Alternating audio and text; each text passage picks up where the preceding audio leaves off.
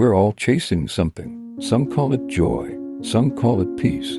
Most of us simply call it happiness. But what if the pursuit itself is the very thing that keeps it out of reach? From the moment we're old enough to want more, from toys to love to success, we're taught that happiness lives somewhere out there, just one job away, one relationship away, one version of ourselves away. And so we run.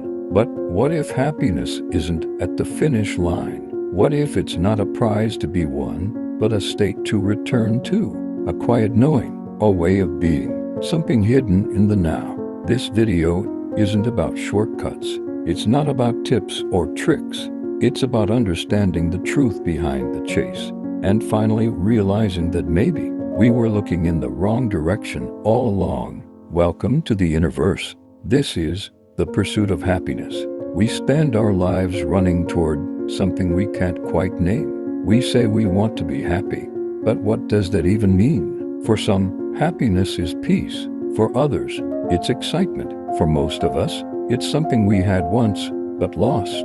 This is not a how-to guide. This is a reflection, a deep dive into why we chase happiness, why it eludes us, and how we might finally stop running and start living. From childhood, we were taught that happiness lives in the future. Get good grades, you'll be happy. Find the right partner, you'll be happy. Make enough money, you'll be happy. And we believed it. We made an agreement with society. If I follow the path, I'll be rewarded. But what happens when the reward never arrives? Or worse, when it does, and we still feel empty? We say, I'll be happy when. But every time we reach a milestone, the goalpost moves. This is the illusion that happiness is conditional. The truth, if you're always waiting for the next thing to feel okay, you'll never feel okay. You don't get happiness after the struggle. You get it by changing your relationship with the struggle.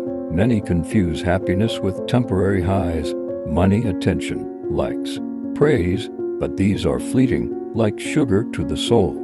They give you a rush, then leave you emptier. Peace, on the other hand, is quiet. It's not thrilling, but it's nourishing. The problem is, we've become addicted to the chase, not the calm. Scroll through social media, and it looks like everyone is happy but you. Smiling faces, beaches, marriages, success stories. But what you're seeing isn't reality. It's a highlight reel.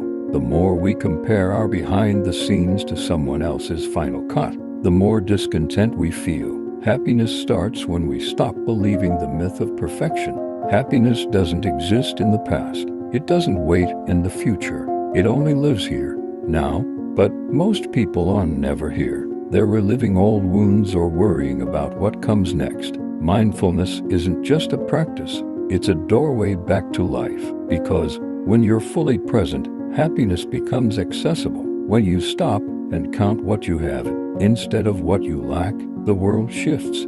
Gratitude is not denial. It's defiance. It's the radical act of saying, what I have is enough, and I am enough. You can't be grateful and bitter at the same time. Try it.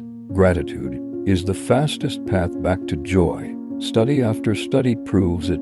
Happiness is rooted in connection. Not followers, not fans, not superficial friendships, but real, raw, heart-centered relationships. People who will sit with you in the dark. People who see you without judgment. Happiness grows where love is felt and safety is shared. A happy life is not a life of endless ease. It's a life of meaning. When you wake up with something worth fighting for, beyond just yourself, joy finds a home in you. Purpose is deeper than passion. Passion fades, purpose sustains.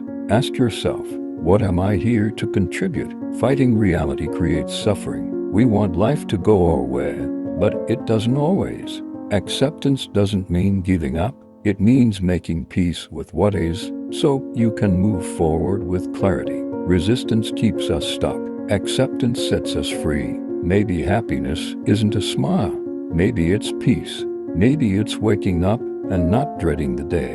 Maybe it's having someone to call, food to eat, and a sense of purpose.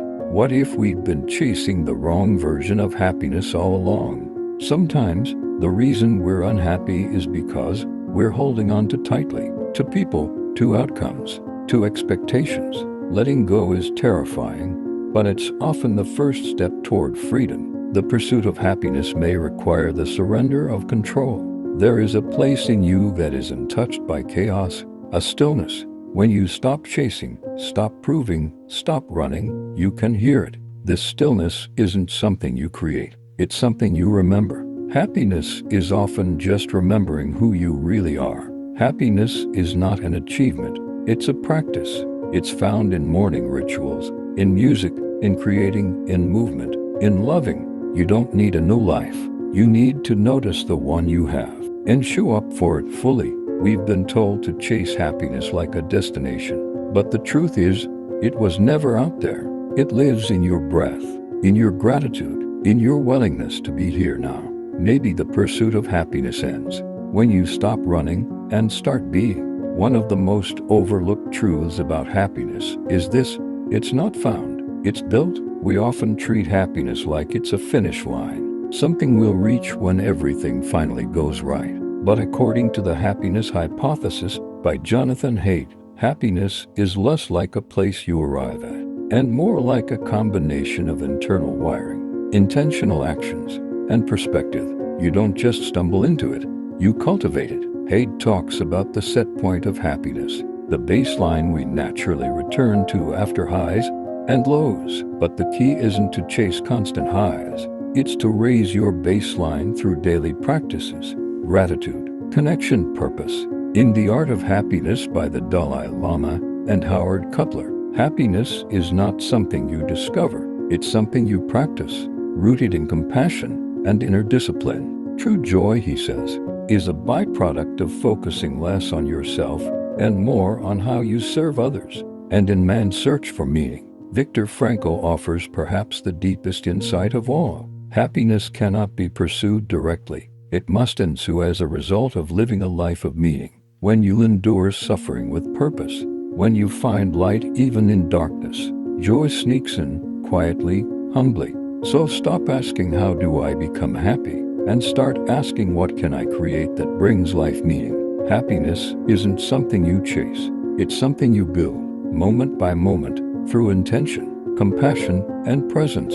One of the biggest obstacles to happiness is the belief that it should feel a certain way. We expect joy to be constant, exciting, even dramatic. But the truth is, happiness is often quiet, a sense of peace, not a peak moment.